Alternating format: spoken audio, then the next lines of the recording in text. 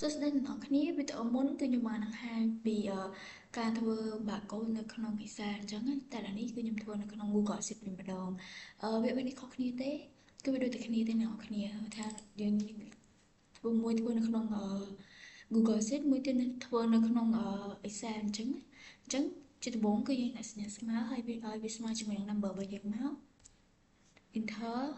អូខេយើងគ្លីកទៅវាចាំបាច់បាក់អូបន្តមកទៀតយើងចូលទៅកន្លែងfont នេះពេលដែលអ្នកគ្នាចុចមកអ្នកគ្នានឹងឃើញមានឲ្យ add font អញ្ចឹងជួយយើង add font មកថ្មីមកហើយចំពោះ font ដែលយើងដាក់ហ្នឹងគឺទៅដល់ទីអ្នកគ្នាគឺ library barcode barcode ហើយ39ថុច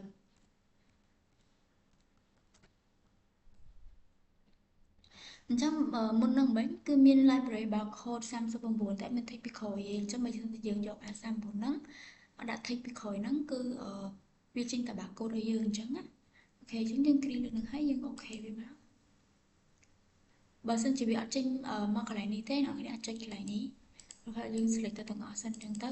អាហ្នឹងគឺជាការ add font ថ្មីអញ្ចឹងណាបើសិនជាអ្នកនរគ្នាអត់មាន font ហ្នឹងណាតែនេះដោយសារតែខ្ញុំធ្លាប់បាន add ហើយអញ្ចឹងវាអាចនឹងជាប់នៅក្នុងនេះអ្នកគ្នាឃើញអញ្ចឹងយើងចុចលើវាមកវានឹងចេញជា barcode មកហើយយើងចង់ឲ្យឃើញយើងអាចព្រីកទំហំវាបាននេះពេលព្រីកទៅវានឹងឃើញដោយសារវាដាក់ font វាទួចពេកទៅយើងអត់ឃើញអញ្ចឹងអូខេវីដេអូខ្ញុំមានតែប៉ុណ្្នឹងទេ